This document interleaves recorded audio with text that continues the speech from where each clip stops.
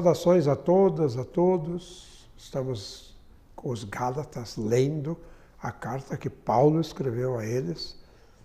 Carta brava, mas chamando a atenção, puxando para aquilo que é o Evangelho de Jesus. E também Paulo tem que defender a si mesmo.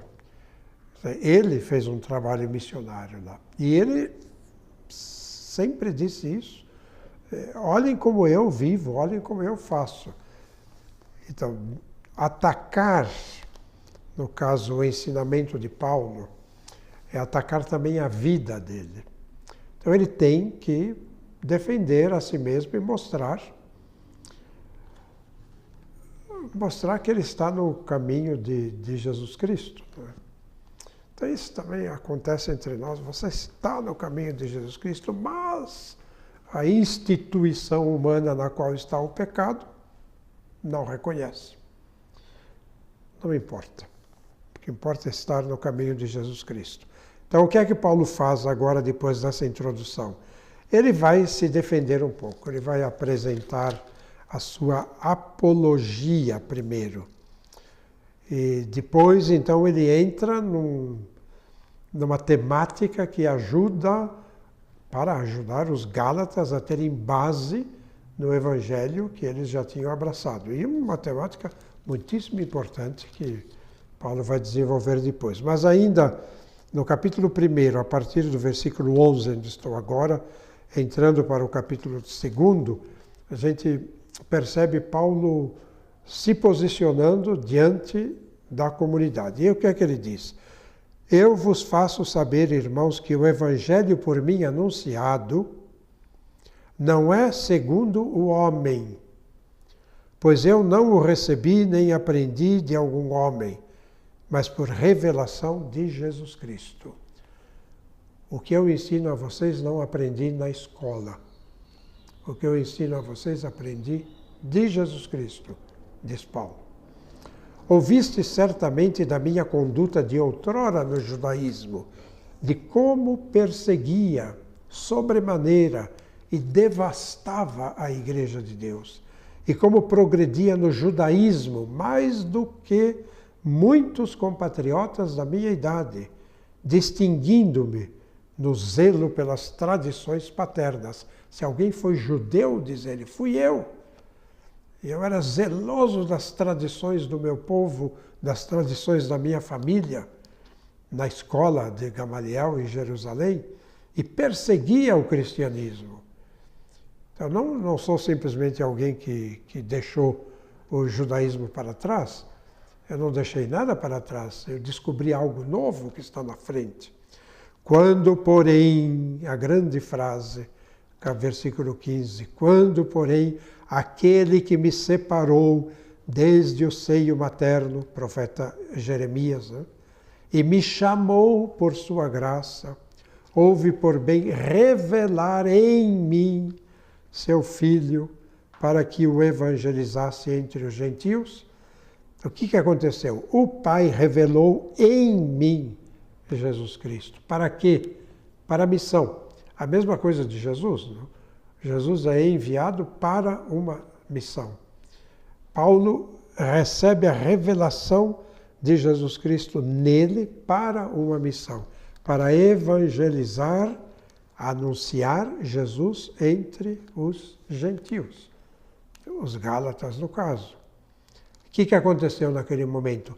Eu não consultei carne nem sangue, não consultei ninguém, não consultei pessoas, nem subi a Jerusalém aos que eram apóstolos antes de mim. Paulo arruma confusão, sem dúvida alguma, né? E mostra a sua liberdade pessoal e a sua adesão incondicional à pessoa de Jesus Cristo, que está acima de qualquer outra autoridade. Eu não subi a Jerusalém aos que eram apóstolos antes de mim. Não fui à Cúria de Jerusalém consultar os chefes de lá. O que eu fiz? Mas fui à Arábia e voltei novamente a Damasco. Essa frase, fui à Arábia. ficou lá 2, 3 anos recolhido no deserto em silêncio.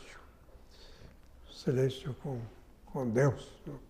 Aí ó, as coisas se solidificaram depois dessa experiência tida da revelação de Jesus em seu coração.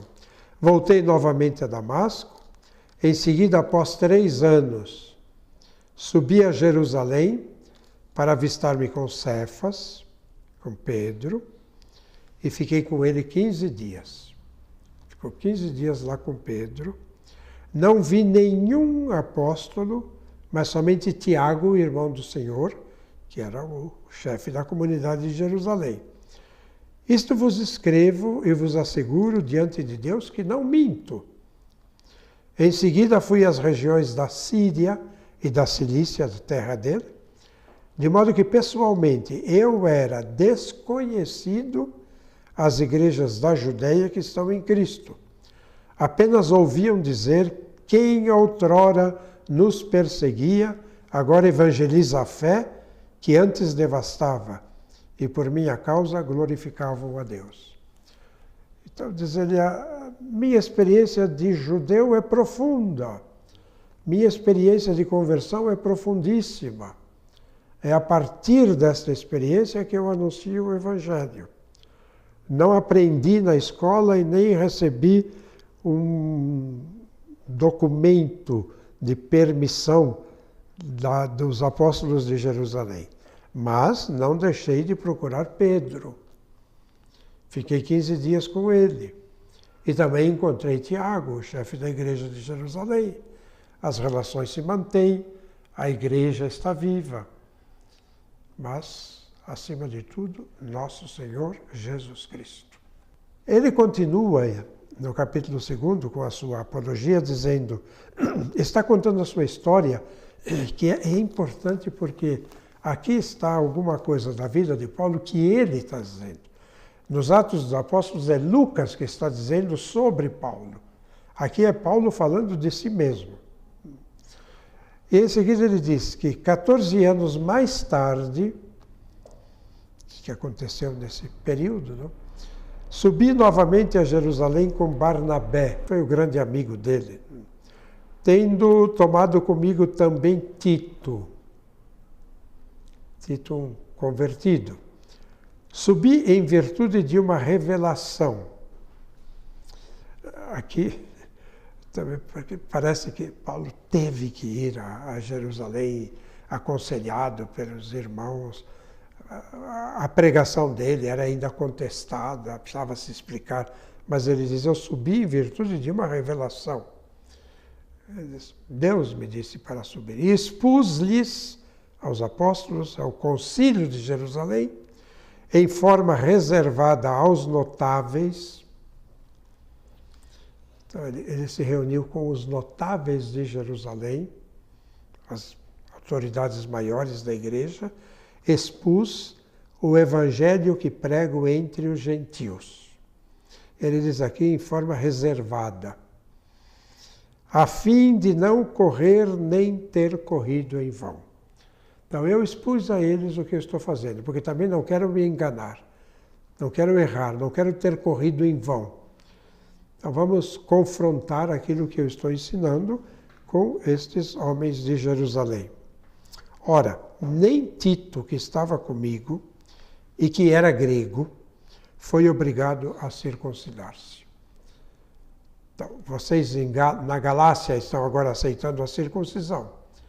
Os apóstolos naquele momento não obrigaram Tito a se circuncidar. E ele era grego, era pagão de origem, e aí, naquele momento, já era cristão. Então eu fui lá, conversamos, que há um momento em que vai ter a grande reunião, o Concílio de Jerusalém, para que todos se expliquem naquilo que estão fazendo. Então ele confronta também aquilo que ele faz e chama estes homens de notáveis, porque são aqueles que estão à frente da comunidade cristã.